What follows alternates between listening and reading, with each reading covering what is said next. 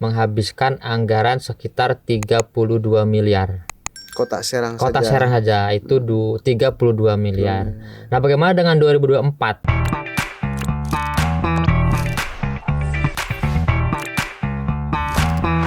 Assalamualaikum warahmatullahi wabarakatuh, sahabat Banten Podcast. Kali ini kita bersama Ketua KPU Kota Serang, Pak Ade Jahran. Beliau akan menyampaikan informasi terkait tahapan-tahapan pemilu 2024. Meski masih 2 tahun untuk urusan politik, ini urusan yang singkat dan KPU sudah mulai sibuk mempersiapkan segala sesuatunya menjelang perhelatan demokrasi 5 tahunan. Kang Ade, selamat datang di studio Banten Podcast. Siap, terima kasih Pak Beni. Saya juga berterima kasih Ketua udah menyempatkan waktu hadir di sela kesibukannya. Publik banyak yang ingin tahu, terutama masyarakat Banten di luar. Kita menghadapi pemilu tahun 2024 pada tanggal 14 Februari 2024. Sampai saat ini tahapan-tahapan untuk menuju pemilu 2024 nanti yang dilakukan KPU selaku penyelenggara itu seperti apa, Ketua? Ya, terima kasih Pak Beni. Betul tadi yang dikatakan Pak Beni bahwa untuk pemilu ya, pileg pilpres, kemudian untuk pemilihan atau pilkada itu akan digelar di 2024 ya. Pileg pilpres itu di 14 Februari 2024 dan untuk pemilihan atau pilkada itu di 27 November 2024 ya. Meski masih agak lama begitu ya, tapi betul kita di KPU Kota Serang sudah melakukan berbagai persiapan. Yang terupdate adalah bagaimana kita menyusun program dan anggaran.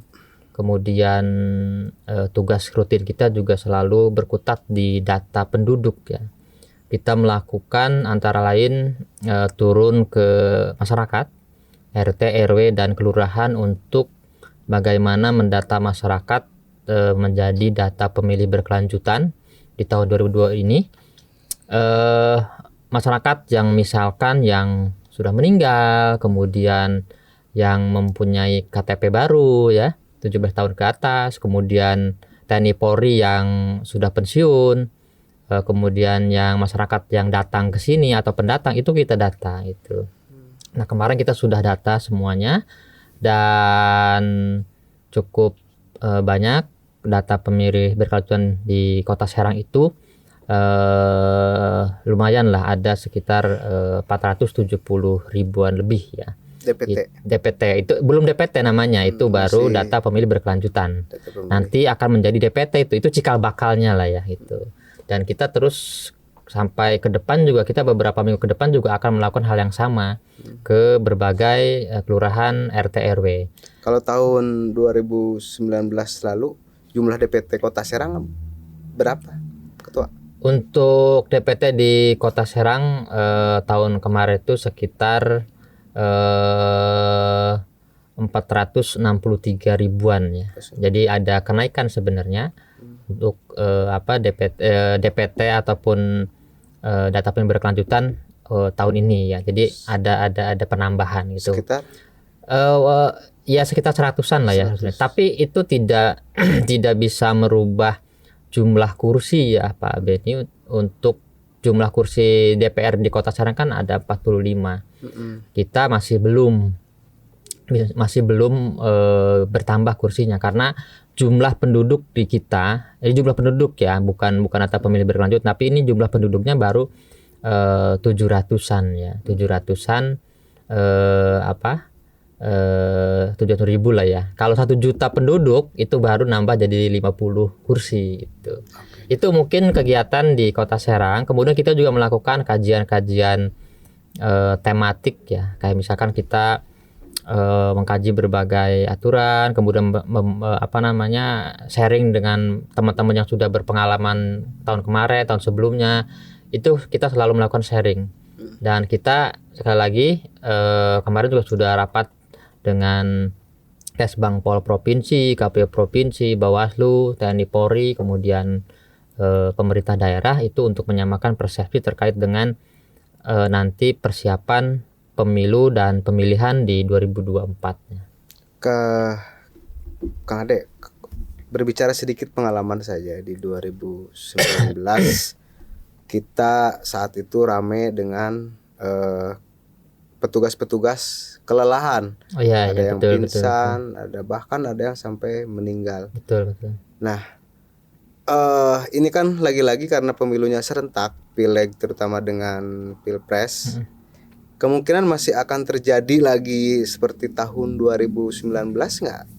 Kan? Ya, ini kekhawatiran kita juga sebenarnya. Makanya KPU RI sekarang lagi membuat rumusan atau bagaimana agar ini tidak terulang kembali.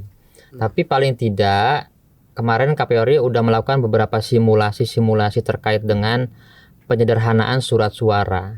Nah, kenapa? Karena kita melihat di 2019 itu masyarakat atau petugas yang meninggal itu kan usianya tuh di atas 50 tahun ya. Yang kedua juga mereka kelelahan sehingga memang terjadi sakit dan juga ada yang meninggal. Di Kota Serang ada 2 orang yang meninggal dan ada 21 yang sakit berat waktu itu.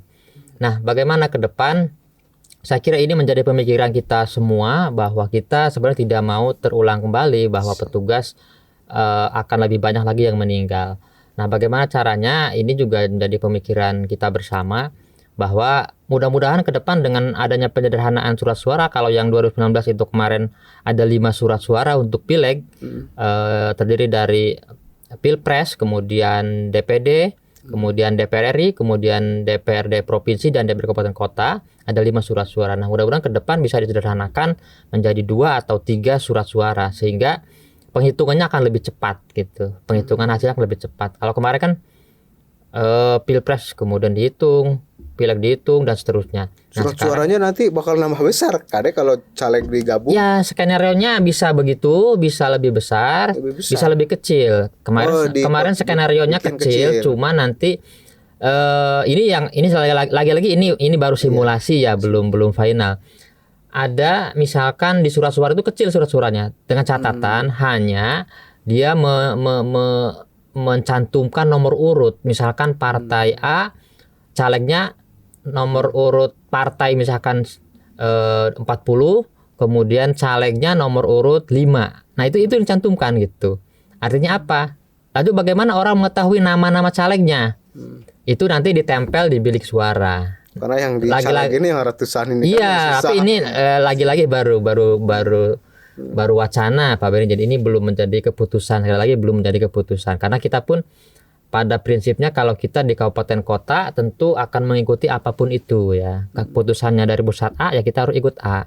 Nggak bisa kita memutuskan sendiri gitu kan. Karena memang kita lembaga vertikal gitu. Jadi harus mengacu ke PKPU ya, peraturan KPU yang nanti akan dibuat oleh KPU RI. Nah, sekarang lagi membuat tahapan-tahapan itu. Jadi intinya KPU RI juga lagi memikirkan bagaimana penyederhanaan surat suara.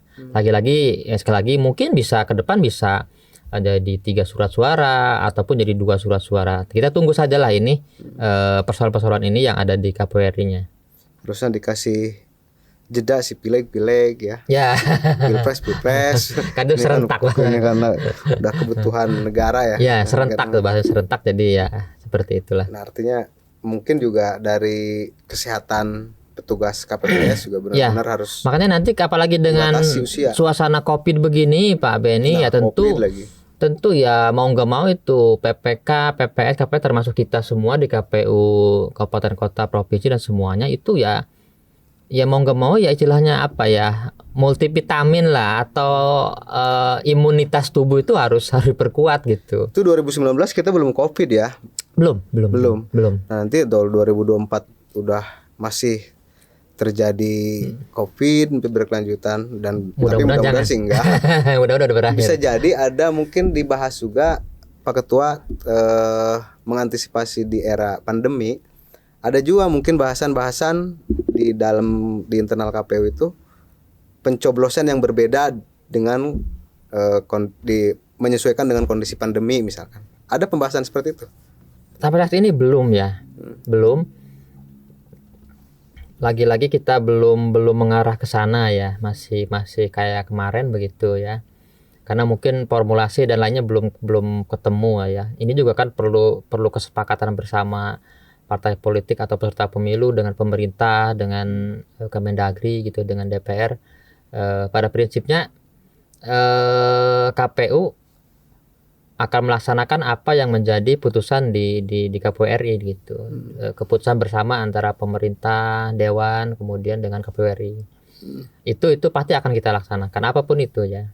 Makanya kita butuh payung hukum itu sebenarnya. Makanya setiap ada tahapan pasti akan dibuatkan payung hukumnya berupa PKPU itu ya. Karena kan sekarang segala sesuatu virtual, meeting, Zoom, segala macam, membatasi ketemu. Betul. Nah, bisa jadi nanti pemilu 2024 juga ada virtual juga ya. Kan kemungkinan itu oleh KPU pusat bisa saja ya, melihat kondisi saat ini dan bagaimana nanti masyarakat mencoblos virtual dari rumah. Tapi mudah-mudahan apapun itu kita percayalah ke KPU pasti memberikan yang terbaik buat mereka. Nah, saya juga ingin tahu Kang Ade, mungkin juga ini masyarakat biar tahu juga. Setiap kali kita mengadakan perhelatan demokrasi ini, berapa sih biaya yang dianggarkan oleh KPU untuk mensukseskan pelaksanaan pemilu secara umum ya? Secara umum ya. Untuk kita bicara Kota Serang ya, Kota Serang ya. Saja dengan karena mungkin kalau kota, kabupaten, provinsi saya bukan ranahnya di situ lah ya. Kita bicara Kota Serang dulu ya. Di Kota Serang itu di periode kemarin Pak Beni di 2019 itu menghabiskan anggaran sekitar 32 miliar. Kota Serang saja itu 32 miliar. Nah, bagaimana dengan 2024? Tentu itu dan harus diyakini dan pasti itu akan ada kenaikan.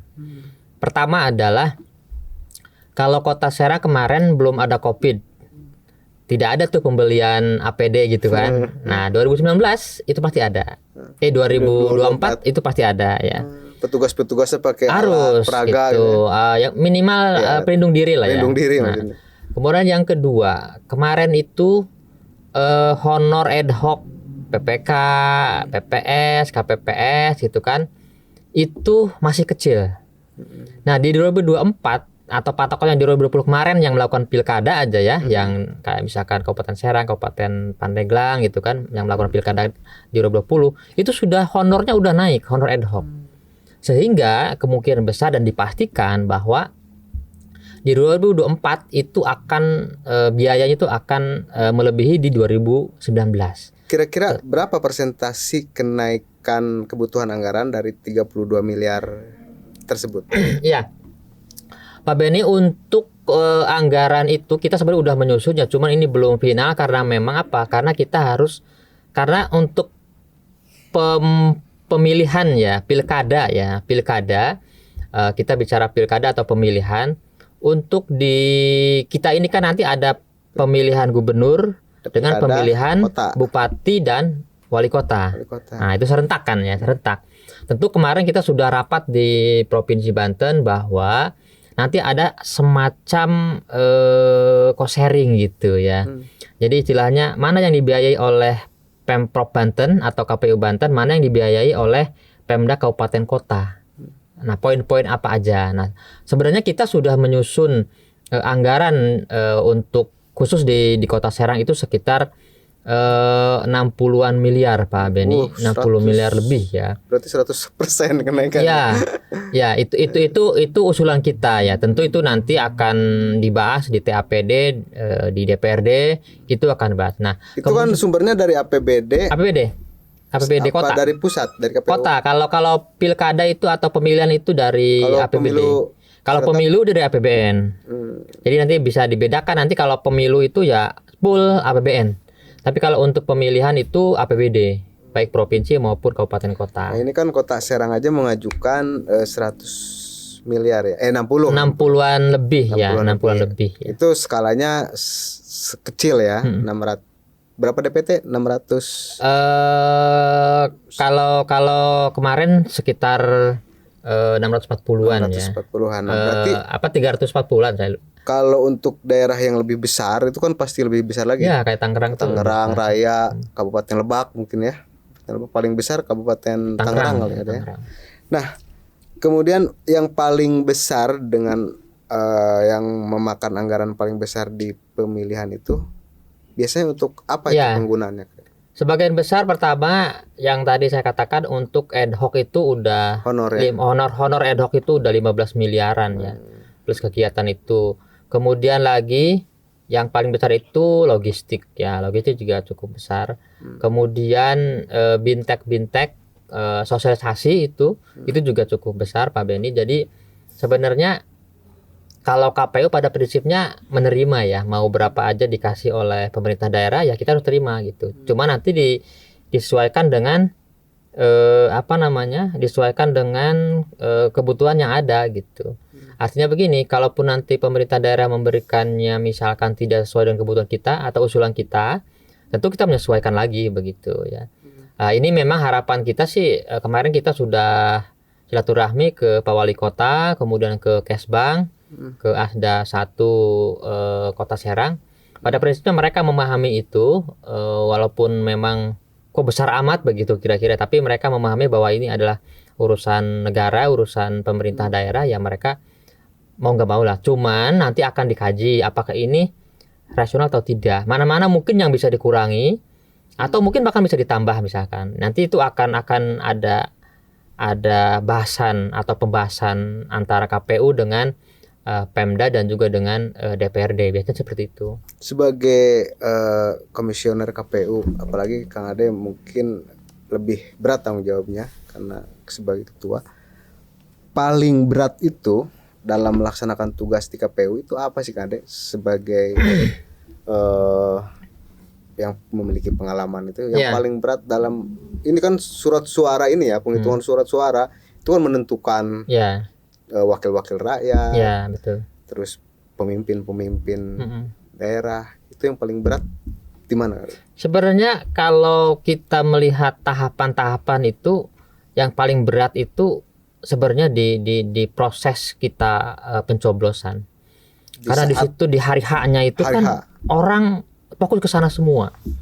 Semua kekuatan, semua SDM itu fokus ke sana semua gitu kan. Nah, bagaimana ini mengamankan TNI Polri, kemudian Pol PP, Pemda, semua elemen bagaimana mengamankan ini? Itu yang paling berat. Nah, kalau tahapannya sebelum hari H, tentu kita di KPU logistik itu yang paling berat karena logistik itu kan sesuatu yang memang wajib kemudian ya kayak kemarin misalkan ada kurang satu aja kan ributnya minta ampun kan. Kurang satu surat suara kan ributnya minta ampun. Nah, ini butuh kecermatan kita dalam mendata pemilihan, mendata pemilih, mendata surat suara, berapa yang reject, berapa yang rusak, berapa yang tidak layak, berapa yang layak gitu. Itu juga penting. Nah, cuman biasanya kalau di pemilu Pak Beni itu harus satu padu. Jadi tidak ada namanya ini tugasnya orang logistik, ini tugasnya orang teknis, ini tugasnya orang parmas, itu nggak ada. Jadi ketika ada salah satu tahapan itu harus semuanya harus berkecimpung semuanya gitu. Saya mungkin kalau walaupun ketua tapi di divisi logistik gitu kan. Misalkan teman saya juga ada yang di divisi lain, tapi ketika itu tahapan itu mulai ya kita harus bersama-sama, nggak bisa kita sendiri-sendiri gitu.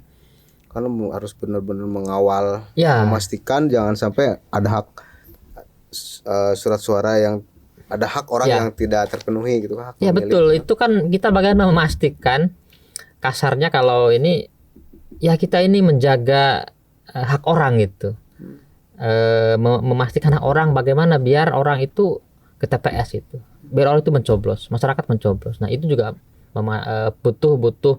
butuh proses yang nggak bisa ujug-ujug orang datang ke TPS. Makanya kita butuh yang namanya sosialisasi ya. Sukses menurut KPU dalam pelaksanaan demokrasi ini tren dari tahun 2019 sama tahun sebelumnya mengalami lonjakan partisipasi pemilihnya Ya, gimana? di pilkada ya. Kalau di pemilu kemarin kita hampir 86% ya. Dibandingkan kalau dengan pilkada sebelumnya di 2018 itu di 68 ya. Jadi cukup signifikan apa namanya naiknya ya partisipasi masyarakat. Tentu ini bukan persoalan diraih oleh KPU sendiri, tapi memang ini semua pihak mendukung itu. Pemerintah daerah, TNI Polri, teman-teman media, aktivis, semuanya perguruan tinggi bahu-membahu bagaimana mensukseskan pemilu kemarin, sehingga partisipasi masyarakat di kita kemarin mengalami kenaikannya. Karena yang saya belum habis apa yang namanya yang saya khawatirkan ini, pemilunya masih berulang, terus kemudian kondisinya masih seperti 2019 di era pandemi sekarang ini, maka khawatir ada perubahan sistem saja, perubahan mekanisme pencoblosan dan sebagainya. Tapi mudah-mudahan itu tidak terjadi. Tapi gambaran KD ada selain perubahan-perubahan menggunakan APD, prokes segala macam, dari teknik pencoblosan nggak ada? Kita belum walaupun ada wacana menggunakan IT ya, tapi itu baru wacana saya kira. Kita tidak bicara di situ karena apapun keputusan dari KPU ya kita lakukan. Kalau misalkan masih menggunakan kayak sistem kemarin ya kita lakukan. Kalaupun ada perubahan lagi dengan sistem apa atau bagaimana menggunakan teknologi ya kita juga harus ikut. Nah, untuk tidak lagi terjadi hal yang seperti 2019 terjadi, pembelajaran itu kan sangat berarti. Betul. Kira-kira langkah-langkah apa yang akan dilakukan KPU, terus bagaimana juga meningkatkan partisipasi pemilih dan dengan alokasi anggaran yang lumayan besar di setiap pemilihan itu, bagaimana pemilu 2024 nanti bisa berjalan sukses dari KPU? Tahapan tentu kita pertama lagi menunggu tahapan yang peak ya, terkait dengan pemilu ya. Ketika itu sudah ada tahapan pemilu, tentu kita harus bergerak. Dalam arti bergerak ya bekerja lebih sungguh-sungguh begitu ya, lebih ekstra lagi. Kemudian partisipasi masyarakat, bagaimana kita ingin mengangkat terus biar lebih tinggi gitu partisipasinya. Tentu di samping yang sudah kayak kemarin, tentu kita akan terus berkolaborasi dengan berbagai elemen ya, termasuk dengan teman-teman media, teman-teman LSM, teman-teman aktivis, perguruan tinggi, sekolah, itu pondok pesantren, termasuk tokoh agama, termasuk kaum ibu-ibu dan milenial. Itu kita akan rekrut semuanya. Karena biasanya itu ada yang namanya relawan demokrasi itu. Nah, relawan demokrasi itulah bagaimana di samping ada PPK, KPP dan sebagainya, tapi ada yang namanya relawan demokrasi. Nah, relawan demokrasi yang direkrut oleh KPU, tugasnya adalah bagaimana membantu KPU untuk bagaimana mensosialisasikan pemilu itu sendiri. Nah, ini penting saya kira, bagaimana pemahaman kepada masyarakat agar pemilih meningkat, kemudian partisipasi juga meningkat. Ini penting gitu. Sehingga hak masyarakat untuk menyalurkan aspirasinya melalui pemilihan itu bisa terjamin. Sekarang Februari 2022. Ya. Nah, secara ini aja, Pak Ketua, secara gambaran, kira-kira tahapan selanjutnya di 2022 ini KPU melakukan apa saja? Tahapan-tahapan pemilu ya. Pemilunya. Ya, untuk lagi-lagi untuk pemilu nih Pak Abeni, kita sekali lagi belum ada tahapan ya. Yang karena memang PKPU-nya belum ada. Tetapi kalau informasi yang kita dapat baik dari pimpinan kita di provinsi maupun di pusat, yang saya baca kemarin baru draft ini, ya mungkin di bulan Juni itu udah mulai tahapan ya. Juni besok ini, Mei Juni lah kayaknya udah tahapan. Kalau gambaran untuk pendaftaran para caleg, istilah parpol berdaftar dulu kan? Ya. Kalau parpol juga belum fix ya, yang berapa yang? Iya, karena memang nanti berapa yang masuk di pemilu. Ya, karena memang nanti kalau tidak salah di Mei Juni itulah. Sekali lagi ini Verifikasi ini partai. belum ini ya Pak Beni ya. Verifikasi partai segala macam kan nanti kita ada dikasih, nanti ada PKPU tahapan ya. Ada PKPU itu di situ nanti jelas tanggal berapa, kemudian harus gimana, itu nanti ada situ. Tapi lagi-lagi sekarang masih tahapannya masih digodok, PKPU-nya masih digodok. Sekarang berapa partai ada? 13 atau 12? Partai politik. Partai politik sekarang yang kemarin aja, yang lama gitu. Yang lama nanti ditambah dengan partai Aceh ya. Yang Aceh kan agak Kalau lokal pengurangan ya. mah nggak mungkin ya. Kenapa? Kalau pengurangan mah partai politik nggak mungkin. Kayaknya nambah. Kalau lihat berita-berita kan banyak partai baru tuh. Partai A, B, C, D baru tuh banyak, kemungkinan besar ya akan penambahan ya. Bukan pengurangan ya. Bukan pengurangan kayaknya sih begitu, karena kan tidak dikurangi, tidak dikasih jatah harus sekian partai, kayaknya kan enggak juga. Dan itu diperkirakan Juni Juli ya. Juni 2022 ya, itu udah mulai start tuh kita pendaftaran tuh partai itu. Kayaknya seperti itu. Skenarionya ya, tapi lagi-lagi mohon maaf Pak Beni, ini belum ada kepastian ya. Saya nanti takut salah ngomong juga kan. Kayak enak juga Jadi ya. kalau anggota caleg segala macam setelah Juni pasti. Biasanya kan September. Partai dulu lah. Pendaftaran partai dulu itu baru. Oke, Pak Ketua, terima kasih karena dengan seperti ini mudah-mudahan masyarakat bisa mengetahui apa saja yang saat ini sedang dipersiapkan oleh Komisi Pemilihan Umum menjelang pemilu 2024 yang akan datang. Nah, mungkin ada satu hal yang kira-kira ini menjadi closing statement di bincang podcast kita kali ini untuk disampaikan ke masyarakat Banten khususnya atau masyarakat Kota Serang karena wilayah KPU Kota Serang. Ya. Terima kasih Pak Beni. Pada prinsipnya pertama adalah KPU Kota Serang dan jajaran tentu berkomitmen untuk mensukseskan pemilu dan pemilihan di 24. Kemudian kita juga berharap pada seluruh lapisan masyarakat yang 2019 kemarin kita sudah sukses menjalankan pesta demokrasi. 2024 kita ya harus lebih sukses lagi begitu ya. Lebih sukses dalam artian lebih sukses partisipasi meningkat, kemudian juga sukses kita juga anggaran juga dalam hal administrasinya juga bagus gitu kan. Ini penting bagi kita semuanya terutama di KPU agar agar ya kita bisa mempertanggungjawabkan keuangan negara itu ya. Nah, kemudian yang selanjutnya tentu KPU tidak ada apa-apanya begitu ya tanpa dukungan semua masyarakat. Jadi sekali lagi dukungan dari masyarakat itu sangat berharga bagi KPU untuk menyukseskan pemilu dan pemilihan di 2024 yang mungkin akan semakin rumit begitu ya, semakin kompleksitas persoalannya. Tapi mudah-mudahan kalau kita bahu-membahu bersama-sama, saya kira tidak ada persoalan yang tidak bisa diselesaikan dengan baik ya. Itu saya kira Pak Beni. Satu yang tertunda, kalau petugas KPPS mah sudah dibentuk dari sekarang ya? Oh belum. Nanti diperkirakan di bulan?